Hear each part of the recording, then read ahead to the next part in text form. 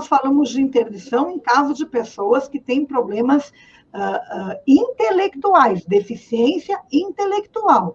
As demais é muito difícil, a não ser que ele tenha uma associação de deficiências, como é o caso do filho da dona Joana, e que é o caso do meu filho também. Ele tem deficiência intelectual e sensorial, né? Então, tudo isso depende muito da pessoa com deficiência, de como é esta deficiência. Existe prós e contras? Depende, até existe sim, né? Mas é muito subjetivo, tem que ser analisado caso a caso, tá? Quais as consequências de uma interdição?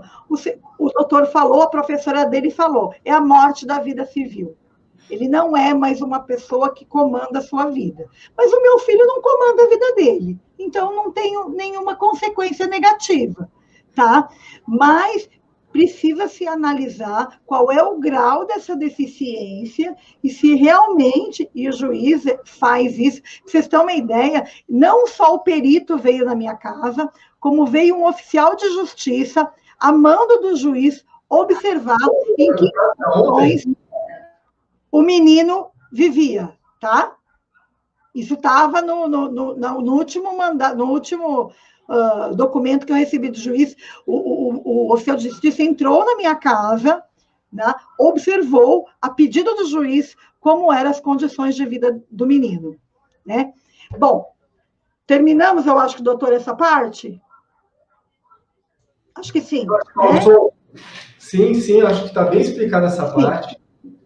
Gostei muito. Agora vamos falar de tempos e limites de inclusão social. Bom, por favor. Inclusão não tem tipo e não tem limite, gente. Ou a pessoa é incluída, ou a pessoa não é incluída. Ir na igreja, ir na escola bíblica, caminhada ao ar livre, passeio, viagem, tudo isso.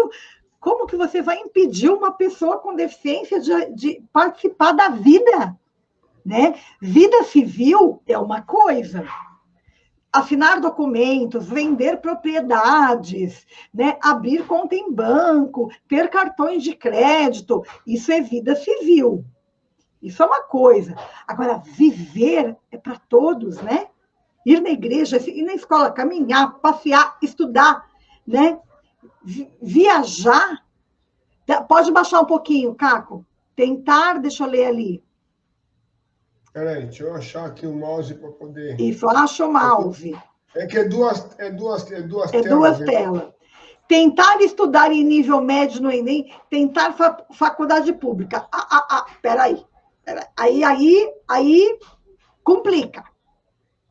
Se ele pode estudar, tentar fazer vestibular, ele não é uma pessoa completamente incapaz que tem que ser interditado.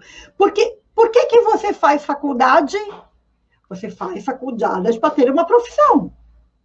Se ele é capaz de desempenhar uma atividade, será capaz de desempenhar uma atividade profissional? Se ele é capaz, então ele não é incapaz para tudo.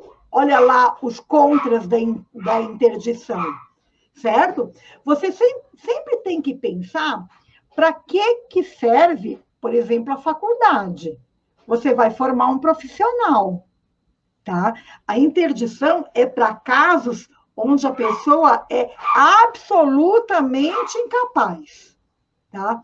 E aí entra um pouco em conflito com o conceito da inclusão, tá, gente? Então, por eu ratificar que o meu filho é absolutamente incapaz, eu tenho certeza que o meu filho não consegue estudar no nível médio para o Enem, e nem meu filho fará uma faculdade. Mas ele foi para a escola num tempo pequeno, até quando deu, depois não deu mais. Porque a inclusão funciona muito bem nos anos iniciais. Depois, quando o jovenzinho começa uma discrepância muito grande entre as crianças comuns e as crianças com deficiência, a tendência é esses jovens não irem mais para a escola. Tanto que as redes estaduais têm muito problema com a inclusão, certo? Porque na adolescência, as pessoas com deficiências, com graves deficiências, e aí eu estou enfatizando não as deficiências físicas, nem sensoriais, eu estou enfatizando deficiências intelectuais, que são geralmente as deficiências que geram a interdição, tá, gente? É bem complexo o assunto, tá? Depois, quem tiver pergunta, bastante pergunta, a gente pode marcar uma outra live só para responder pergunta, tá? Então, assim, quem tentar, se o jovem pode entrar na faculdade, acompanhar a faculdade e conseguir se formar para ser um profissional, eu entendo que a interdição talvez não seja adequada a esse jovem.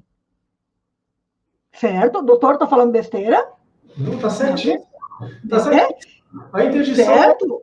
É a ausência de capacidade. A interdição, tá? Então, assim, a inclusão... Fala, doutor. Existe grau de deficiência, existe uma enorme possibilidade da pessoa receber um benefício do governo até do INSS, mas assim, não ser totalmente incapaz. Isso! A inclusão, gente, é para todos, tá? A inclusão... Agora, a inclusão nos parques, na igreja, na sociedade, no mercado, no cinema, no shopping center, a inclusão é para todos, não existe inclusão parcial, não, ou é incluído ou não é. Porém, existem algumas questões que são muito peculiares, né? As crianças pequenas tendem a ser muito mais inclusivas do que os jovens adolescentes. O adolescente, por si só, ele já vive em tribos, ele se isola, ele tem os seus iguais.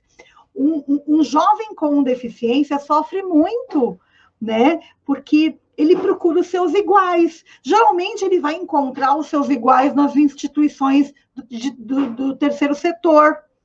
E aí ele se identifica com os outros jovens com deficiência. A inclusão na escola e na faculdade é uma coisa bem complexa também, tá? E que está, como muitos outros assuntos dentro da pedagogia e da educação, sendo estudada. É um grande desafio. O desafio, eu digo que na faculdade ainda o desafio é menor, porque ele já passou aquela fase da adolescente, onde todo adolescente é revoltado, busca a sua própria identidade. São anos muito importantes na vida de um ser humano e que marcam, é um período tão curto que marca o resto da vida do ser humano. Então, assim, vocês não têm ideia o que é a adolescência de importante no desenvolvimento de um ser. É muito importante, né? Então, a gente não pode confundir as estações, tá? Se a pessoa com deficiência da minha família consegue ser preparada para a vida em sociedade basicamente plena, se ele vai entrar na faculdade e poderá ser um profissional, isso não quer dizer que ele é incapaz para a vida civil. Então, nós temos que ter cuidado. O que é mais importante? Cada caso é um caso, não é, doutor?